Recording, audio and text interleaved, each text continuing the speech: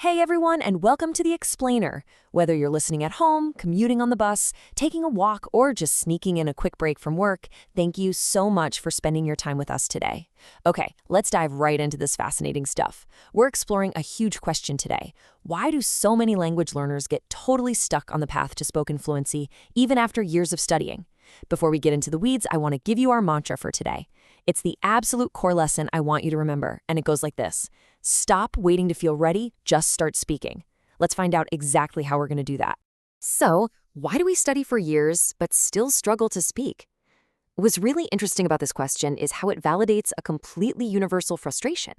I mean, you can know all the grammar rules in the book, right? But then you completely freeze up when it's time to actually hold a real conversation. Picture this. It's a super relatable scenario. You're at a coffee shop, or maybe you're meeting someone new at an English club. They ask you a simple question. In your head, you know the vocabulary, you know the grammar, but your mouth just stops working. The words won't come out, and your mind goes totally blank. Why in the world does this happen to so many of us?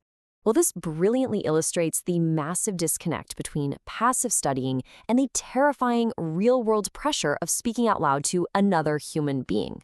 To borrow a really great analogy from Jason and Julia over at the Easy English Talk podcast, learning a language is exactly like learning to ride a bike. Think about it. You cannot learn to ride a bike just by reading a textbook about pedals and balance, right? No way. You have to actually get on the bike, you wobble, and yeah, you'll probably fall a few times. If you're only studying grammar, you are essentially just reading the bicycle manual without ever actually taking a ride. So to fix this, we're going to break this problem down into a super actionable roadmap. Our agenda today: 1. The language learning trap. 2. Overcoming fear of mistakes. 3. The power of daily habits. 4. 7 solo practice techniques. 5. The 2-week action plan. And finally, 6. Breaking the solo plateau. All right, let's jump right into section 1, the language learning trap. Let's see how relying on passive learning creates a completely false sense of progress. There's this fantastic quote from the Easy English Talk podcast that hits the nail on the head. Learning English is not a spectator sport. You cannot sit on the sidelines and expect amazing results. When you rely entirely on passive learning, which basically means you're just receiving information without ever producing it yourself, you fall into this trap.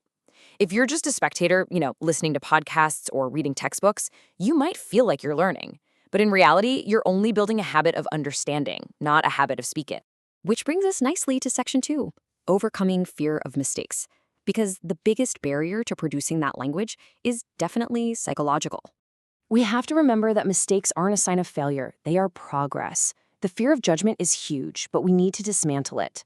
Drawing from Aisha Sherfa's experience over at My English Matters, she tells this wonderful story about traveling to Lahore. She kept mispronouncing the local phrase for okay, and she felt incredibly silly. But she realized the locals actually found her mistakes endearing. They loved that she was trying. Slip-ups are literally just proof that you are putting yourself out there. Imagine we meet at an English club, and I accidentally say, "Hi, how are your day?" Are you going to judge my grammar? Of course not. You just smile and say, "My day is good, thank you." The human connection matters so much more than perfect grammar. Okay, moving on to section 3, the power of daily habits. How do we build this confidence without completely burning out? Let's compare an intense 2-hour study session with 15-minute daily bursts. As so many users in language learning Reddit communities have pointed out, grinding for 2 straight hours usually just leads to exhaustion and eventually quitting. On the flip side, 15-minute daily bursts build long-term memory. They keep your brain fresh, and they maintain that vital momentum. This reveals a massive truth. Consistency usually beats intensity. Showing up every single day for just 10 or 15 minutes reinforces what you've learned right before it fades from your memory. Let's get into the really practical stuff. Section 4, 7 solo practice techniques. Now that our mindset is right, let's open up this highly structured Ingolvarta toolbox of solo techniques you can do right in your own home. The absolute most vital tool here is shadowing. What is shadowing? It's repeating what a native speaker says, word for word, lagging by about half a second. It's an incredibly powerful tool because it physically trains your mouth to form English sounds at a native speed, totally bypassing that awkward mental translation lag. You literally just put on a podcast or video, listen to a sentence, and repeat it aloud almost immediately, matching the rhythm and tone. You aren't overthinking the words, you're just training the physical muscles in your mouth to speak naturally. Now, alongside shadowing, we have a few other habits to maximize your active learning time. First, the 60-second topic rule. This challenges you to speak for a full 60 seconds without stopping to fix your grammar. It's all about prioritizing forward motion over perfection. Then we have read aloud, daily self-recording, and self-narration. Self-narration is fun. Just walk around your apartment saying things like, I am chopping onions, or I am putting on my jacket. And absolutely don't forget AI pronunciation drills. The FEA curriculum sourced so students using prompts with ChatGPT or Gemini. They ask the AI to throw 30 daily routine questions at them or score their A1 to B1 level responses in real time. It is a fantastic, pressure-free way to practice. And lastly, watching or rewatching content with subtitles. All right, Section 5, the 2-week action plan. Because knowing the tools is one thing, but actually doing it is another. We need to sequence these tools into a highly practical 2-week plan to jumpstart your fluency. In week 1, you're going to focus entirely on building strong habits through daily listening and shadowing.